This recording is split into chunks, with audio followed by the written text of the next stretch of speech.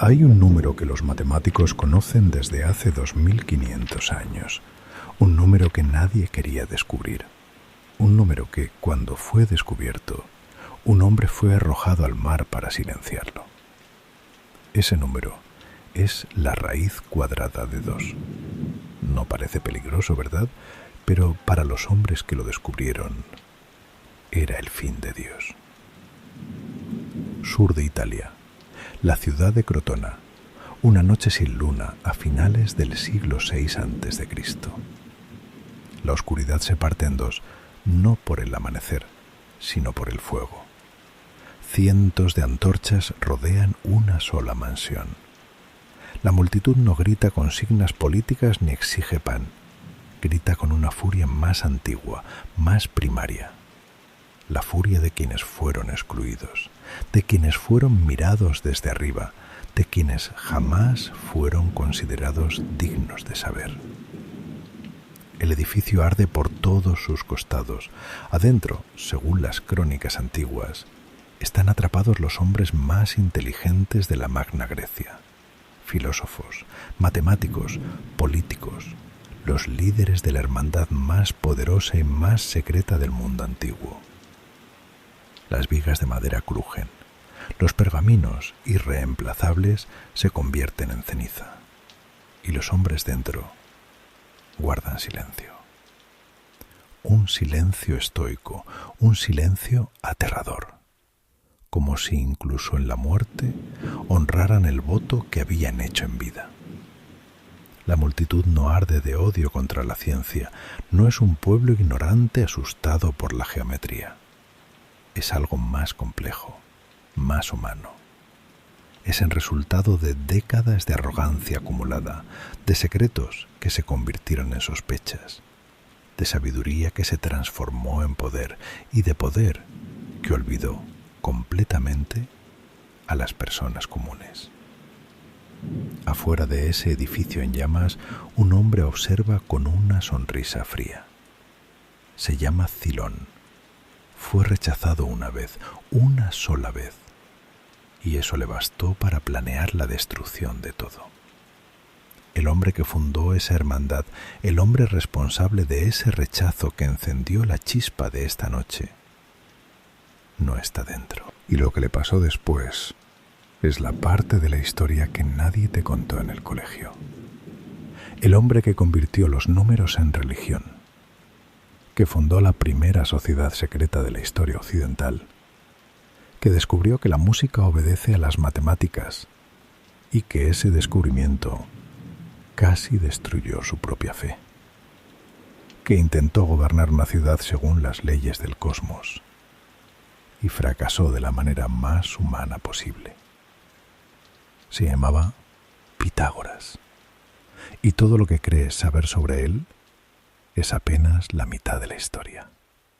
Para entender a Pitágoras hay que entender primero el mundo en que nació. Un mundo sin orden, o al menos así lo percibía él. Alrededor del año 570 a.C., en la isla de Samos, frente a las costas de lo que hoy es Turquía, nació el hijo de un hombre llamado Mnesarco. Mnesarco era tallador de piedras preciosas y grabador de sellos. Este detalle, que parece insignificante, no lo es. Desde que tuvo ojos para ver, el niño observó cómo una piedra bruta e informe, bajo el cincel preciso de su padre, adquiría proporciones perfectas, simétricas, matemáticamente exactas. Quizás fue en ese taller húmedo y polvoriento de Samos donde nació, sin que nadie lo supiera todavía, la idea más revolucionaria de la antigüedad: que el caos puede convertirse en orden, que detrás de cada cosa aparentemente aleatoria existe una ley, un número, una proporción. Pero el mundo exterior no era un taller de orfebre. La Samos de su infancia era un caldero hirviendo de ambición y violencia. Pronto, un hombre llamado Polícrates tomó el poder en la isla.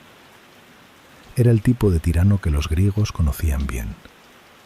despiadado, inteligente, increíblemente exitoso. Sus barcos saqueaban embarcaciones por todo el Mediterráneo.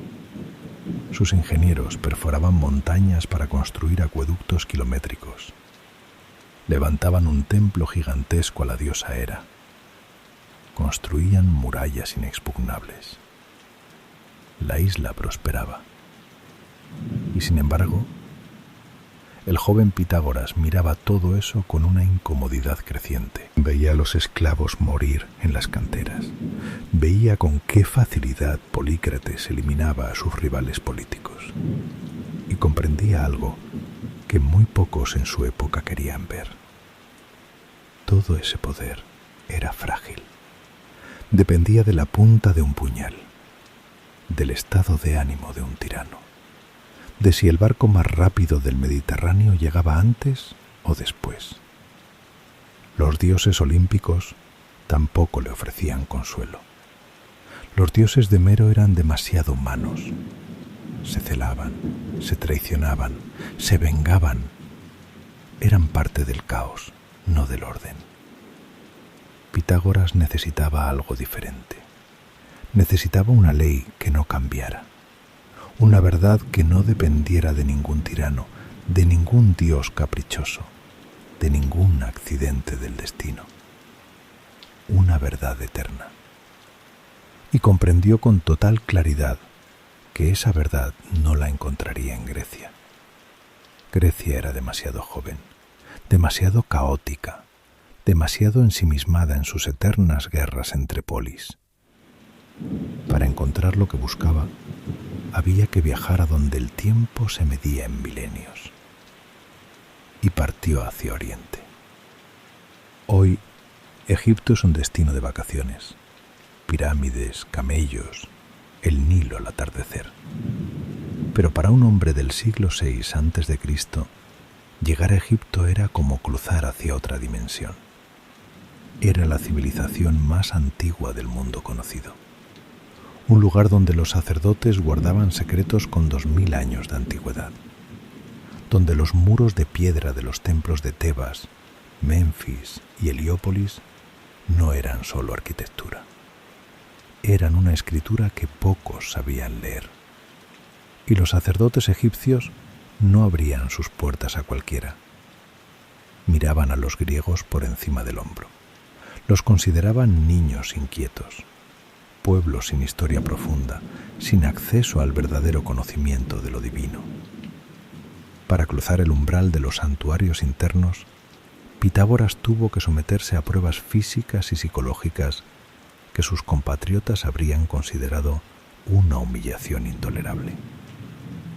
El filósofo Porfirio, escribiendo siglos después, describe una en particular. Los sacerdotes de Menfis exigieron que Pitágoras se sometiera al rito de la circuncisión, un procedimiento doloroso y considerado entre los griegos como bárbaro, como una degradación de la dignidad del hombre libre. Pitágoras aceptó sin dudarlo. Para él, el cuerpo era solo un recipiente temporal, un envase. Estaba dispuesto a modificar ese envase si eso le abría el acceso al conocimiento. Pasó más de 20 años en Egipto. No fue una visita académica, fue una inmersión total. Día tras día, en la penumbra fresca de los santuarios, estudió geometría.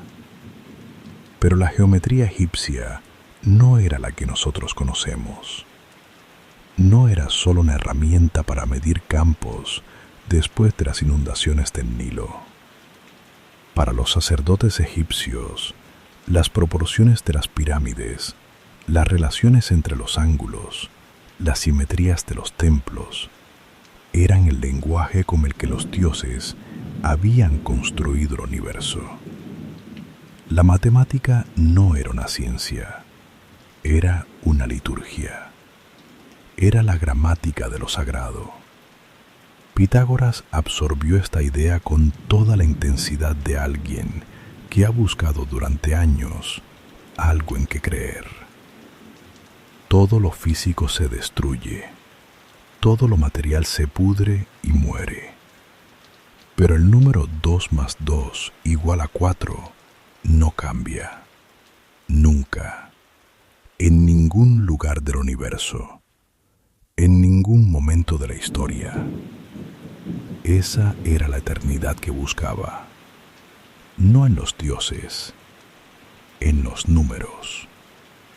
Pero entonces, la historia del mundo dio un giro brutal, como suele hacer. En el año 525 a.C., el rey persa Cambises invadió Egipto.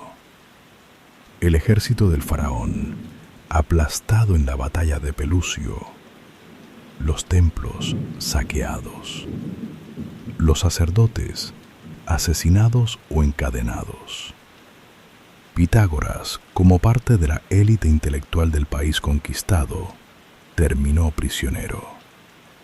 Los soldados persas lo llevaron encadenado, como botín de guerra, hacia el corazón de Asia, hacia Babilonia. Para cualquier otra persona, eso habría sido el fin. La esclavitud, la muerte lenta lejos de todo lo conocido. Pero para Pitágoras fue el mayor regalo de su vida. Babilonia, la ciudad más grande del mundo conocido en ese momento. Sus zigurats escalonados perforaban el cielo como dedos de piedra apuntando a las estrellas. Y era precisamente en las estrellas donde residía el tesoro que Pitágoras estaba a punto de encontrar. Porque Babilonia era el centro mundial absoluto de la astronomía. Aquí vivían los caldeos, sacerdotes y magos que durante cientos de años, cada noche sin excepción, habían observado el cielo. Habían registrado el movimiento de los planetas en tablillas de arcilla.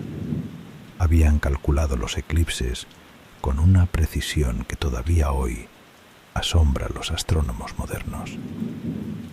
Si los egipcios le habían enseñado la geometría de la Tierra, los babilonios le revelaron la matemática de los cielos.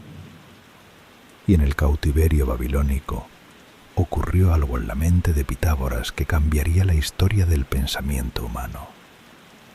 Mirando el movimiento de los planetas, la regularidad perfecta de los eclipses, la precisión mecánica con que las estrellas repetían sus patrones noche tras noche, tuvo una certeza. El universo no funciona por la voluntad de dioses caprichosos.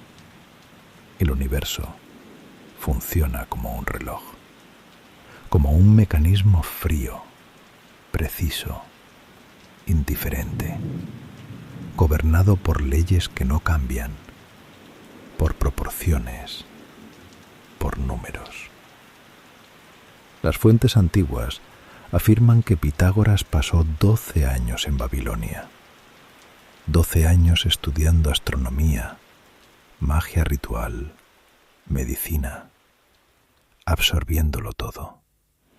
Cuando las autoridades persas finalmente le permitieron partir, tenía más de 50 años, una edad en que los hombres de la antigüedad se preparaban para morir. Pero para Pitágoras, aquello era apenas el comienzo.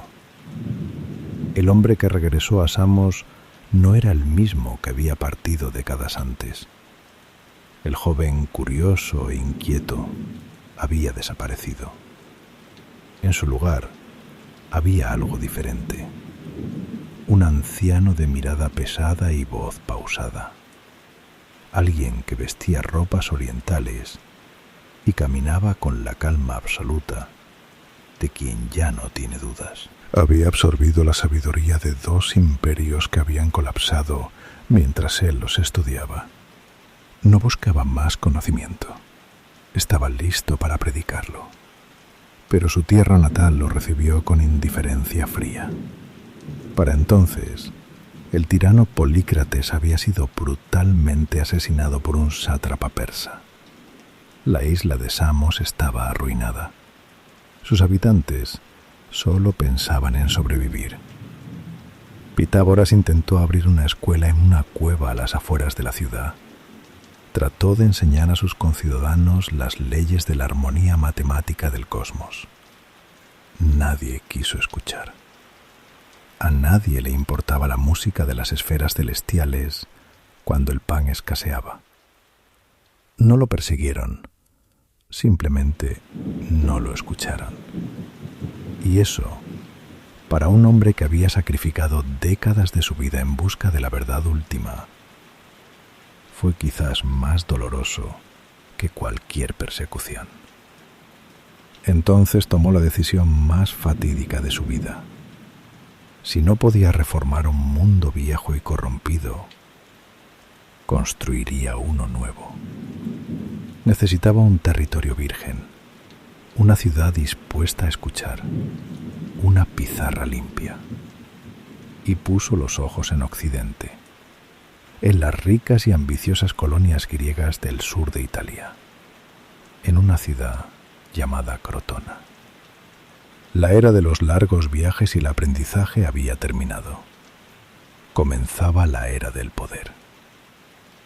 Alrededor del año 530 a.C., un barco ancló en el puerto de Crotona, y del barco descendió un anciano vestido de blanco, alto, de mirada aterradoramente tranquila, que hablaba con una voz pausada y uniforme que hacía que la gente dejara de hacer lo que estaba haciendo para escuchar. Crotona era una de las polis más ricas y poderosas de la Magna Grecia, pero detrás de esa fachada de prosperidad se ocultaba un trauma profundo. Poco antes de la llegada de Pitágoras, Crotona había sufrido una derrota aplastante y humillante en la batalla de la Sagra, a manos de la ciudad vecina de Locros. Un ejército crotoniano vastamente superior fue destrozado por una fuerza 3 veces menor. La aristocracia estaba desconcertada. Los viejos dioses parecían impotentes. La ciudad necesitaba desesperadamente algo en que creer. Difícil encontrar un momento más perfecto para la aparición de un profeta. Y Pitágoras lo sabía. Según los biógrafos antiguos como Jámblico y Porfirio, su llegada a Crotona no fue una llamada discreta, fue una revelación. Después de sus primeras intervenciones públicas, cientos de ciudadanos, incluyendo los aristócratas más poderosos y los políticos más influyentes, renunciaron a su vida anterior y lo siguieron. Pero, ¿qué les ofreció exactamente? Para entenderlo, hay que ponerse en la piel de un griego del siglo VI a.C. Para esa persona, el mundo era caótico y aterrador. Si caía un rayo, era la ira de Zeus. Si el mar se enfurecía, era Poseidón tomando venganza.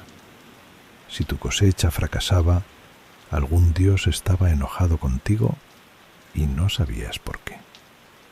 El mundo no tenía lógica, no tenía orden, tenía capricho. Los primeros filósofos jonios habían intentado buscar un principio físico detrás de todo. Tales decía que todo venía del agua, Anaxímenes del aire, Heráclito del fuego. Pitágoras propuso algo completamente diferente, algo que no podías ver ni tocar, pero que poseía un poder absoluto. Declaró, con una calma que hacía que sus palabras sonaran como verdades eternas, todo es número. Esta frase, pronunciada hace 25 siglos, resonó en la historia como un trueno. No es una metáfora, no es una exageración poética, es una afirmación filosófica de una precisión asombrosa. El universo no es agua, no es aire, no es fuego. El universo es una estructura matemática. Y la prueba de esto la encontró Pitágoras en el lugar más inesperado, en la música. Los textos antiguos transmiten una leyenda que los historiadores modernos consideran parcialmente mítica, pero cuya verdad esencial es indudable. Un día, caminando cerca de una herrería, Pitágoras escuchó los golpes de los martillos sobre el yunque y notó algo extraordinario. Algunos martillos, al golpear, producían sonidos que juntos eran armoniosos. Otros producían disonancia. Al examinar los martillos, descubrió que los que producían armonía tenían pesos que se relacionaban entre sí como números enteros simples. 1 a 2, 2 a 3, 3 a 4. Los historiadores modernos señalan que la física de los martillos no funciona exactamente así, pero el experimento que siguió fue real. Pitágoras o sus discípulos más cercanos comenzaron a experimentar con una cuerda tensada, una sola cuerda, y lo que descubrieron sacudió los cimientos de todo lo que se pensaba sobre el universo. Si presionas la cuerda exactamente en el centro, dividiéndola en la proporción 1 a 2, emitirá un sonido exactamente una octava más alto. Si la divides en la proporción 2 a 3, obtienes una quinta. En 3 a 4, una cuarta. Para nosotros, esto es física de secundaria. Pero intentad imaginar por un instante el impacto psicológico de este descubrimiento en una mente del siglo VI a.C. De pronto, comprendía algo que nadie había comprendido antes. La música, el arte más emocional, más efímero, más escurridizo que existe. El arte capaz de hacer llorar a un guerrero o de hacer bailar a un filósofo. No era magia, era matemática. Era un código numérico rígido e inmutable. Y si la belleza más sublime que el ser humano puede crear obedece a los números, ¿qué no obedece a los números? El cambio de las estaciones, los ciclos de la vida y la muerte, las órbitas de los planetas, todo son ecuaciones, todo es número. De este descubrimiento nació algo que perturbó las mentes de los pensadores hasta el Renacimiento, la idea de la armonía de las esferas. Los pitagóricos creían que los planetas, al girar alrededor del centro del universo, cortaban el éter. Y dado que se encuentran a distancias enormes, matemáticamente calculadas entre sí, ese movimiento genera sonido. Cada planeta emite su propia nota, su propia frecuencia. Juntos, los planetas crean una sinfonía cósmica continua e infinita. ¿Por qué no la escuchamos? La respuesta pitagórica era tan bella que parece casi cruel. Ese sonido existe desde el momento de nuestro nacimiento. Es tan constante, tan omnipresente, tan inmenso, que el oído humano simplemente no puede percibirlo. Como quien vive junto al mar y ya no escucha las olas. Solo Pitágoras, según las leyendas que sus discípulos transmitieron con reverencia, poseía una mente tan purificada que podía realmente escuchar esa música, la sinfonía del cosmos. Este pensamiento le daba a la gente algo que los dioses olímpicos nunca habían podido darle: certeza. El mundo no es caótico. El mundo es perfecto. Si sufres, si fracasas, si mueres, no es porque los dioses estén de mal humor. Es porque tu alma está desafinada y existe una manera de afinarse. de purificarse, de sincronizarse con la música del universo. Pero ese camino no estaba al alcance de todos. Cuando los rumores sobre el hombre que había descifrado la armonía divina del universo comenzaron a circular por la Magna Grecia, cientos de personas se presentaron ante las puertas de Pitágoras en Crotona. Aristócratas, políticos, artesanos, jóvenes de familias ricas. Todos querían ingresar a esta doctrina que prometía nada menos que la comprensión del cosmos. Y aquí es donde comenzó el experimento más radical de la antigüedad. Pitágoras no quería una escuela, no quería una audiencia, quería construir una orden, un organismo vivo, perfectamente sincronizado, capaz de encarnar las leyes del cosmos en la vida cotidiana. Y para eso era necesario un filtro despiadado. Pitágoras examinaba personalmente a cada candidato. Creía en la fisonomía, en la idea de que la manera de caminar, la risa, los gestos, los rasgos del rostro revelan la verdadera naturaleza del alma. Si un candidato le parecía demasiado orgulloso, rechazado.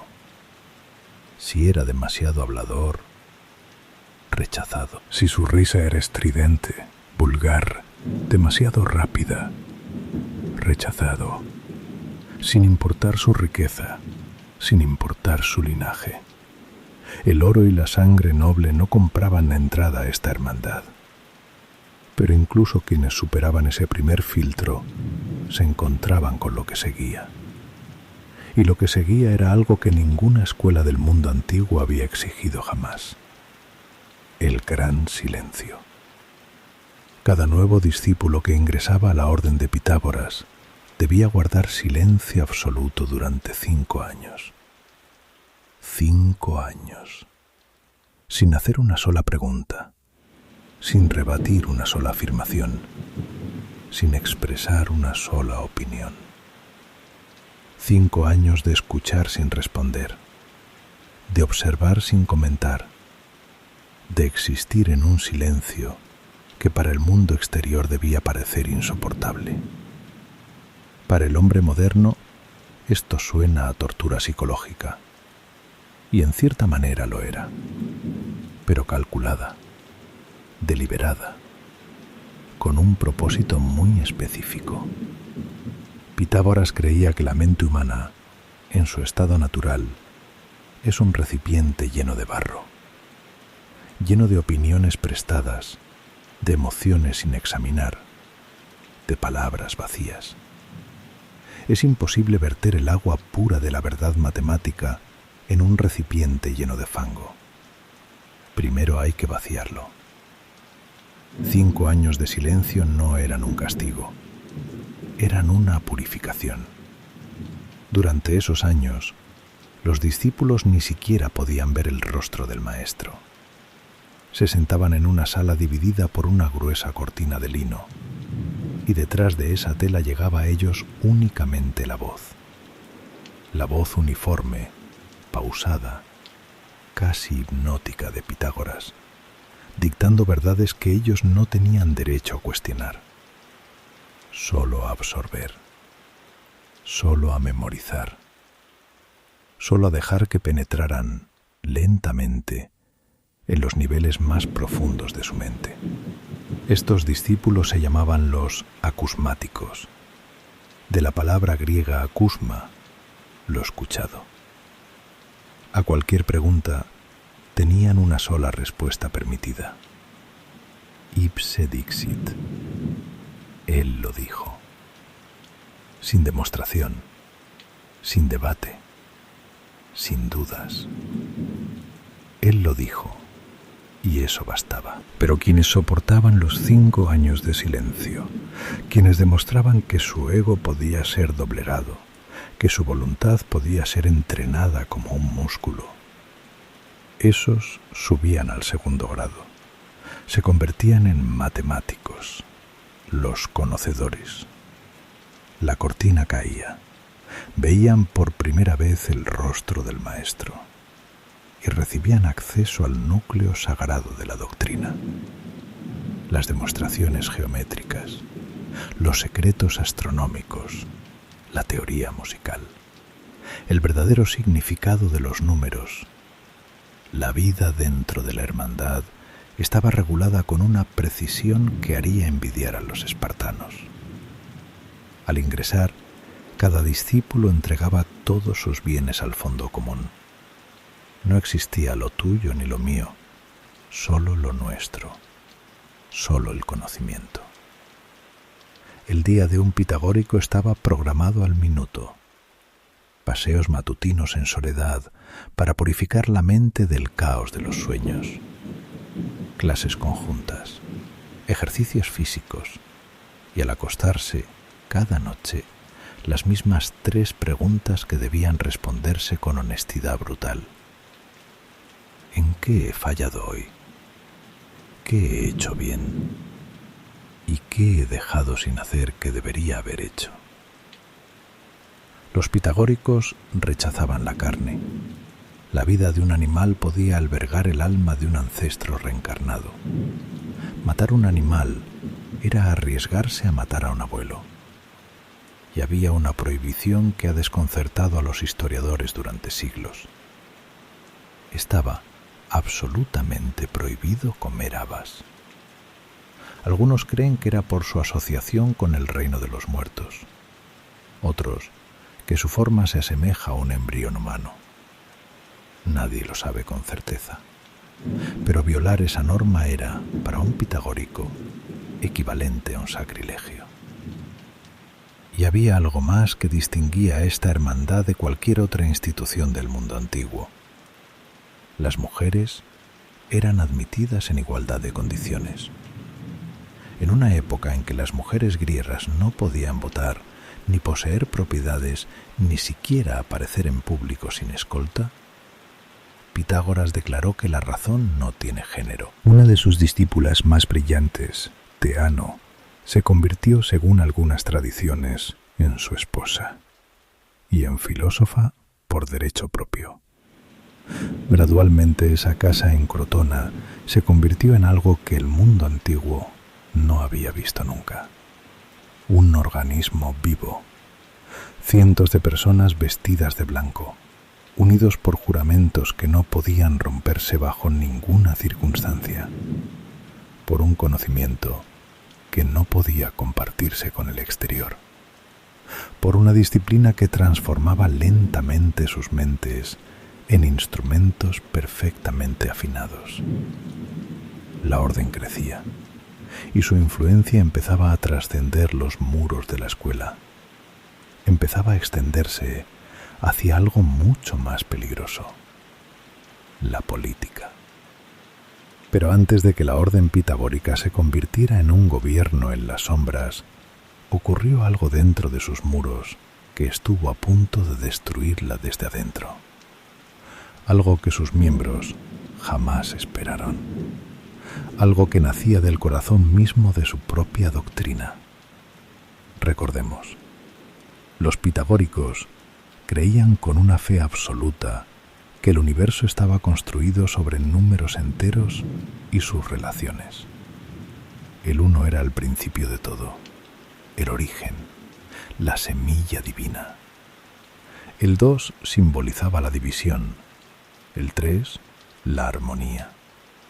El 10 era perfecto, sagrado, el número que contenía en sí mismo la totalidad del cosmos. En este sistema no había lugar para el azar, no había lugar para lo indefinido, no había lugar para lo que no podía calcularse. Y entonces uno de sus matemáticos, en el silencio de la sala de estudios, dibujó una figura. La figura más simple y perfecta que existe.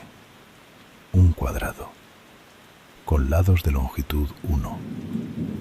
Luego trazó una diagonal, dividiéndolo en 2 triángulos rectángulos, y aplicó el gran teorema.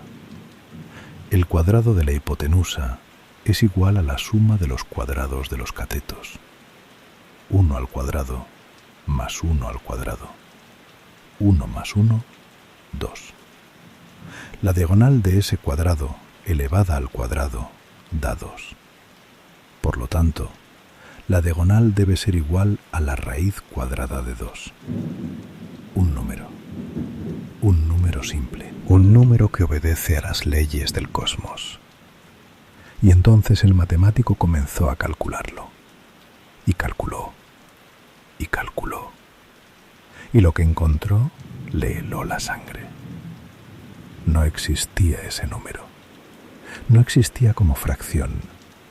No existía como entero. La raíz cuadrada de 2 se extendía hasta el infinito después de la coma, sin repetirse, sin ritmo, sin patrón, sin fin. Para el hombre moderno, esto es simplemente un número irracional, una curiosidad matemática. Pero intentad comprender el terror existencial de un pitagórico enfrentado a este descubrimiento. Para ellos no era un error de cálculo, era el colapso de Dios. Si la simple diagonal de un cuadrado no puede expresarse con un número entero, significa que en los cimientos mismos del universo, en el tejido mismo de la geometría, hay una grieta. Significa que el caos habita dentro de las formas perfectas. Significa que la sinfonía del cosmos tiene una nota que no existe, una nota que no puede nombrarse, una nota que no obedece a ninguna ley. Los griegos llamaron a este número con una palabra que decía todo: álogón. No solo irracional, inefable, carente de razón, algo que no puede y no debe pronunciarse en voz alta, porque si se pronuncia en voz alta, el orden se rompe.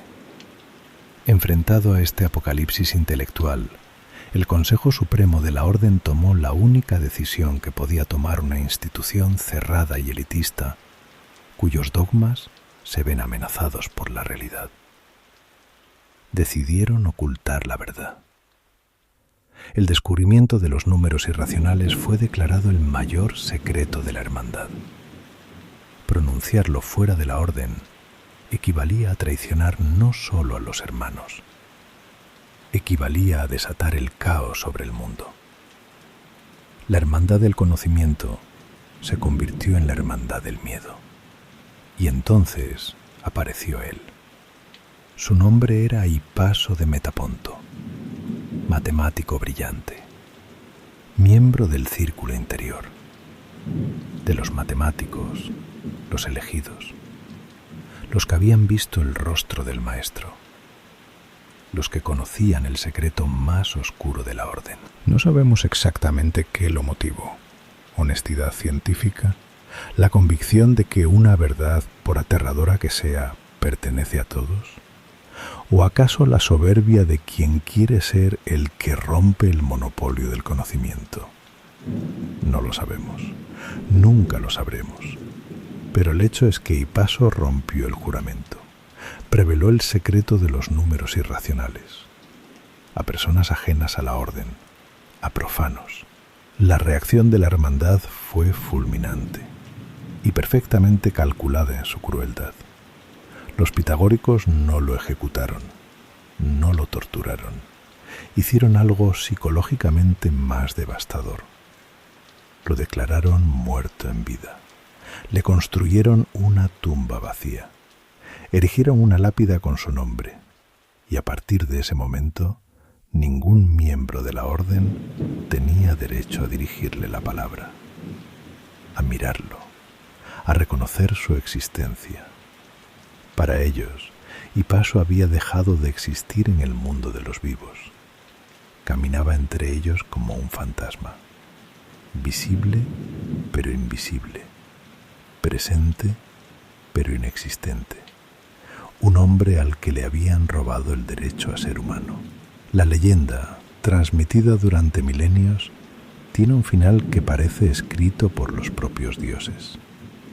Poco después de su exilio simbólico, Hipaso se embarcó en un viaje por mar. Una tormenta feroz. El barco se hundió y Hipaso murió ahogado en las profundidades del mar. Los biógrafos antiguos se dividieron.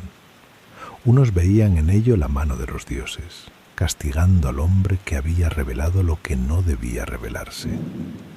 Otros, más pragmáticos, señalaban que en ese barco podía haber miembros de la orden que habían hecho otro tipo de juramento, un juramento de silencio definitivo. La ironía es perfecta y terrible. El hombre que descubrió el caos dentro de los números perfectos pereció en el elemento más antiguo y más caótico de todos, el mar, que no obedece a ningún número, que no obedece a ninguna ley, que no obedece a ningún orden. La hermandad sobrevivió a ese cisma. La grieta fue sellada. El dogma resistió. Y los pitagóricos continuaron expandiendo su influencia. Pero el control absoluto que creían tener sobre la naturaleza y sobre la mente humana había fallado. Y afuera de sus muros una amenaza diferente, más antigua, más imprevisible, comenzaba a formarse. Hacia finales del siglo VI a.C., la hermandad de Pitágoras era mucho más que una escuela filosófica. Era un poder político. Los matemáticos, convencidos de haber comprendido las leyes del cosmos, se hicieron una pregunta que, en retrospectiva, suena a advertencia. Si somos capaces de ordenar el universo en nuestra mente, ¿por qué debemos tolerar el caos que reina en la sociedad humana? Según los historiadores Justino y Jámblico, el poder político en Crotona pasó de facto a manos de un consejo cerrado de 300 hombres. 300 pitagóricos. Los de mayor rango en la hermandad. No tomaron el poder por la fuerza, no necesitaron espadas. Su arma era una autoridad intelectual tan aplastante, una reputación tan impecable, una cohesión tan inalcanzable para los políticos comunes, que simplemente se convirtieron en el gobierno real de la ciudad. Una oligarquía intelectual invisible que dictaba leyes, administraba justicia y decidía la política exterior. Para los pitagóricos, esto era lo natural, lo correcto, lo matemáticamente inevitable. La democracia era, en su visión del mundo, un absurdo, un error de cálculo. ¿Cómo puede una multitud de ignorantes, esclavizados por sus pasiones, tomar decisiones correctas? La verdad no se determina por votación. 2 más 2 son 4 independientemente de cuántas personas voten en contra. Por tanto, quienes deben gobernar son quienes han purificado su alma mediante años de disciplina y silencio. Los demás deben obedecer. Esta lógica, aparentemente impecable, contenía una soberbia tan colosal que tardaría años en explotar. Pero cuando explotó, lo hizo en forma de fuego. Antes del fuego hubo una guerra. Y antes de la guerra hubo una decisión que definió para siempre la naturaleza de la orden pitagórica. A unas decenas de kilómetros de Crotona se encontraba Síbaris, una de las ciudades más ricas del mundo antiguo. El nombre de esa ciudad ha sobrevivido hasta hoy en la palabra sibarita, una persona entregada al lujo absoluto, a la molicie, a la búsqueda del placer sin ningún límite ni propósito. Los sibaritas, según la tradición antigua, dormían sobre pétalos de rosas. Habían prohibido los gallos en toda la ciudad para que no los despertaran por la mañana. Construían caminos techados para no tener que caminar bajo el sol. Para los pitagóricos, Síbaris no era solo un competidor político, era la encarnación física del caos, la prueba viviente de que sin la disciplina de los números, sin el orden de la hermandad, la humanidad degeneraba hasta convertirse en eso, en lujo sin propósito, en placer sin armonía. El enfrentamiento fue inevitable. Cuando un tirano llamado Telis expulsó de Síbaris a 500 aristócratas que huyeron a Crotona pidiendo asilo, la situación llegó al límite. Telis envió embajadores con un ultimátum simple y brutal: entregad a los refugiados o habrá guerra. El ejército de Síbaris era inmenso. La asamblea de Crotona estaba aterrorizada. Estaban dispuestos a ceder. Fue entonces cuando Pitágoras apareció ante la multitud y declaró que entregar a quienes habían buscado protección en los altares de los dioses era un crimen contra la justicia cósmica, contra la armonía suprema. Su autoridad era tan absoluta que el miedo a la muerte cedió. Crotona rechazó el ultimátum y fue a la guerra. El ejército de Crotona fue liderado por Milón, el más famoso atleta de su época, múltiple campeón olímpico, seguidor devoto de la doctrina pitagórica. Diodoro Sículo describe una imagen que parece salida de una leyenda. Milón marchó hacia la batalla con sus coronas olímpicas puestas, cubierto con una piel de león, imitando a Heracles. El choque de las dos ciudades en las orillas del río Trais no fue solo una batalla militar, fue el choque de dos filosofías. El ejército de Síbaris, acostumbrado al lujo y a la indulgencia, se enfrentó a la falange de Crotona, disciplinada, matemáticamente coordinada, forjada en la austeridad pitagórica. Síbaris fue aplastada, pero lo que siguió a la victoria fue algo que dejó marca imborrable en la historia. Los pitagóricos no se contentaron con ganar la batalla, decidieron borrar a Síbaris de la faz de la tierra, como se borra un error de una pizarra. Asesinaron o exiliaron a todos sus habitantes, saquearon sus riquezas y luego realizaron una hazaña de ingeniería sin precedentes en el mundo antiguo. Desviaron el curso del río Cratis y lo dirigieron directamente sobre la ciudad vencida. El agua inundó las calles, destruyó los cimientos de los templos y los palacios, y Síbaris quedó enterrada para siempre bajo el fango. La lujosa metrópolis dejó de existir físicamente. Fue borrada, como un número incorrecto en una ecuación. El caos había sido eliminado en nombre del orden. Fue en ese momento de triunfo absoluto cuando comenzó la caída. El pueblo de Crotona, los soldados comunes que habían derramado su sangre en el río Trais, exigieron una parte de las tierras conquistadas. Era justo, era razonable, era humano. El Consejo de los 300 respondió con una negativa arrogante. Entregar tierras y poder a la multitud ignorante significaba alterar la jerarquía divina. Significaba cometer un error matemático. Los que habían pasado años purificando su mente no podían compartir el poder con quienes nunca habían guardado ni un día de silencio.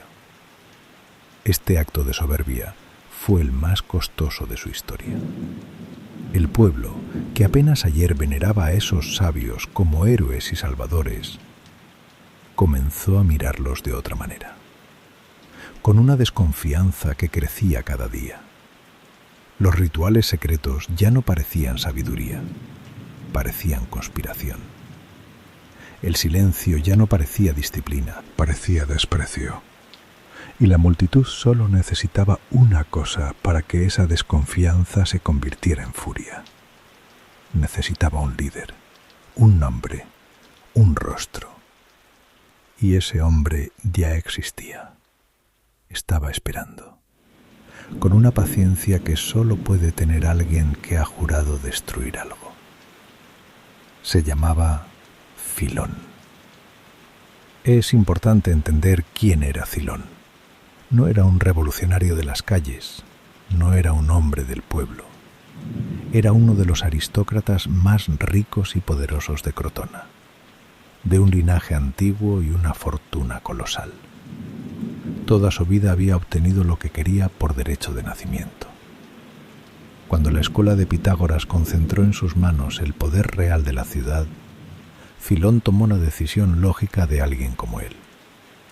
Fue a las puertas de la hermandad, con la absoluta certeza de que esas puertas se abrirían de par en par ante su oro y su estatus. Pitágoras lo estudió. Estudió su manera de caminar, su manera de reír, la forma en que sus ojos se movían cuando hablaba. Y vio, detrás de toda esa aristocracia pulida y brillante, lo que siempre había sabido reconocer: un tirano, un hombre incapaz de la humildad que requería la hermandad, un hombre cuyo ego nunca podría doblarse, cuya alma nunca podría purificarse. La respuesta fue categórica: rechazado. Para el hombre moderno, que te rechacen en un club exclusivo es un inconveniente menor. Para un aristócrata de la antigüedad griega, ser rechazado públicamente era algo diferente. Era una herida que no cicatrizaba, una humillación que transformaba el orgullo en veneno.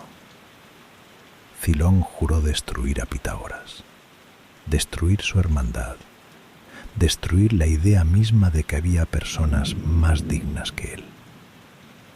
Y esperó, con la paciencia de quien sabe exactamente lo que necesita esperar.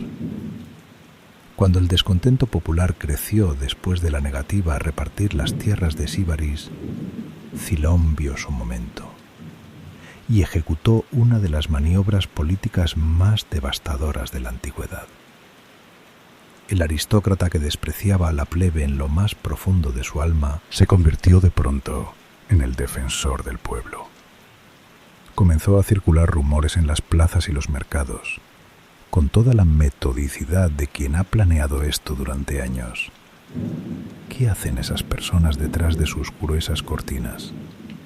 ¿Por qué guardan silencio durante años? ¿Por qué comparten sus bienes y sus mujeres? ¿Por qué rechazan la comida tradicional y adoran símbolos incomprensibles? La respuesta que Filón insinuaba era simple y aterradora. No son filósofos, son sectarios peligrosos. Nos desprecian, se ríen de nosotros y están preparando una tiranía.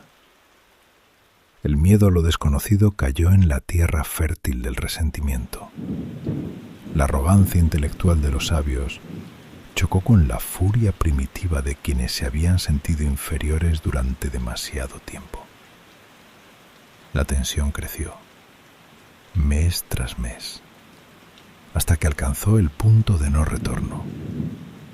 Y entonces regresamos al principio, a esa noche sin luna, a esas antorchas, a ese fuego. El Consejo Supremo de la Orden se reunía en la mansión de Milón. El olimpiónico que había marchado con coronas a la guerra, el discípulo más devoto. Filón tenía espías, los había tenido durante años. Cuando supo que toda la élite de la hermandad estaba reunida en un solo lugar, comprendió que era su única oportunidad. Alzó a sus seguidores, una multitud furiosa, armada, sin intención de negociar, sin intención de arrestar ni juzgar, con intención de borrar. El edificio fue bloqueado por todos sus costados. Las antorchas volaron por las ventanas, las vigas se encendieron y los hombres dentro guardaron silencio. Intentad asimilar la disonancia absoluta de esa noche. Adentro estaban personas que habían dedicado décadas de su vida a la búsqueda de la armonía perfecta del universo, que creían sinceramente que el mundo era una sinfonía matemática, que la justicia era una ley cósmica tan real como el teorema de Pitágoras. Y afuera, el fuego y los gritos de quienes no habían escuchado ni un segundo de esa sinfonía. El intelecto más brillante de la antigüedad resultó impotente ante la llama y la furia humana. El techo se derrumbó y bajo las cenizas quedó enterrada casi toda la flor intelectual de la hermandad pitagórica de la Magna Grecia. Pergaminos con décadas de observaciones astronómicas, demostraciones de teoremas geométricos que no serían redescubiertas hasta siglos después, cálculos musicales irreemplazables, todo ceniza. Cuando el fuego se apagó y los asesinos comenzaron a revolver las ruinas, no encontraron al hombre que más buscaban. ¿Dónde estaba Pitágoras esa noche? Las fuentes antiguas ofrecen versiones diferentes. Algunos biógrafos afirman que murió junto a sus discípulos, negándose a abandonar el edificio en llamas. Pero la versión más extendida es diferente.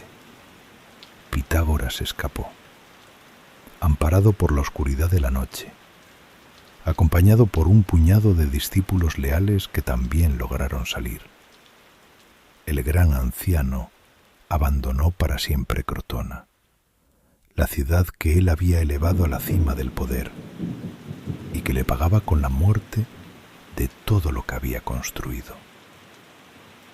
Su último refugio fue Metaponto, una ciudad griega más al norte, y allí, en el templo sagrado de las musas, ocurrió el acto final de esta historia. Pitágoras se sentó en el suelo de piedra y guardó silencio. No buscó venganza, no intentó reorganizar la orden, no escribió cartas ni mandó mensajes. Según las leyendas que sus discípulos conservaron con reverencia, inició un ayuno absoluto. Durante 40 días rechazó cualquier alimento, cualquier agua, apagándose lenta y voluntariamente. No fue desesperación, fue una decisión. La decisión de un hombre que había pasado su vida entera buscando un orden que la naturaleza humana era incapaz de sostener, que había viajado por 3 civilizaciones, que había pasado 2 décadas en templos egipcios y 12 años prisionero en Babilonia, que había fundado una orden que pensó que podría ordenar el mundo según las leyes del cosmos, y que al final, con casi 90 años de vida, comprendió algo que ningún número podía expresar, que la naturaleza humana es demasiado caótica, demasiado envidiosa, demasiado irreduciblemente humana para caber dentro de ningún sistema perfecto.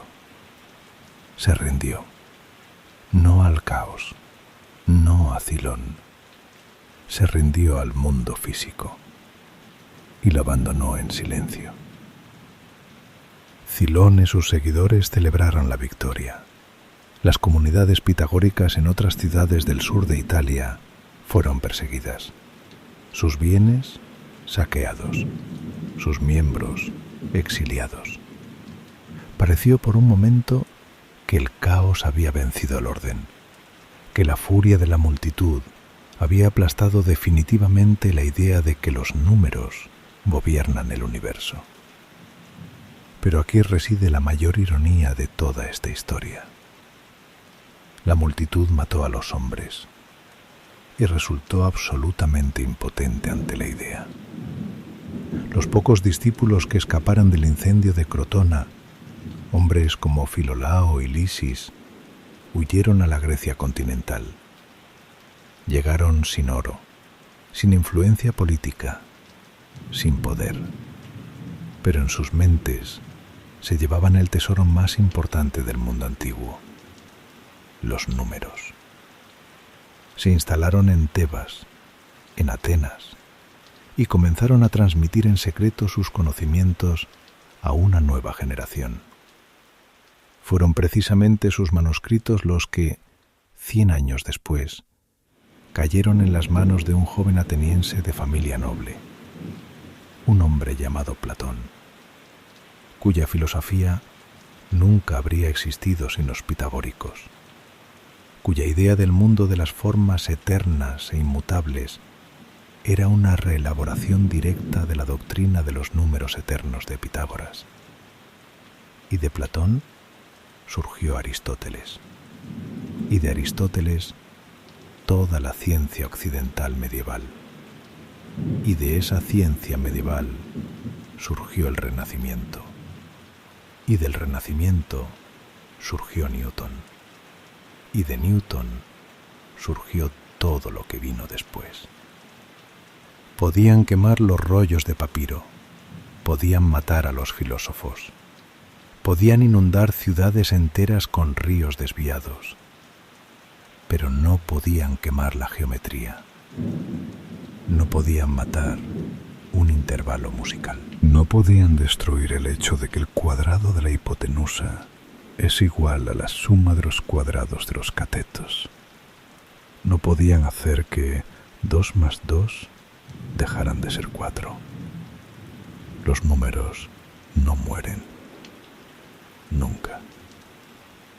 Hoy escribimos código en lenguajes de programación que descansan sobre álgebra booleana. Lanzamos sondas espaciales cuyas trayectorias se calculan con la misma geometría que Pitágoras estudiaba en los templos de Menfis. Escuchamos música cuya armonía obedece exactamente a las proporciones que él descubrió en una cuerda tensada.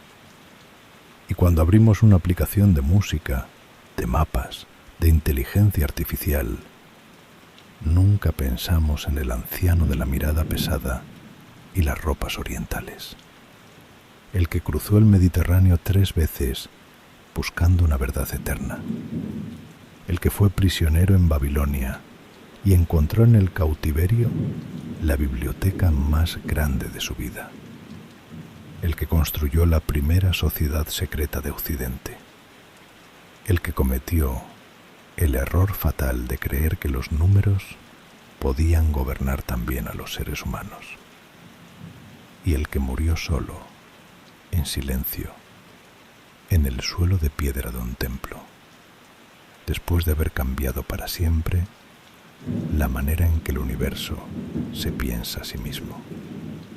Pitágoras no construyó ejércitos, no fundó imperios, no ganó batallas memorables. Solo dijo 3 palabras: todo es número. Y esas 3 palabras resonaron durante 25 siglos y siguen resonando.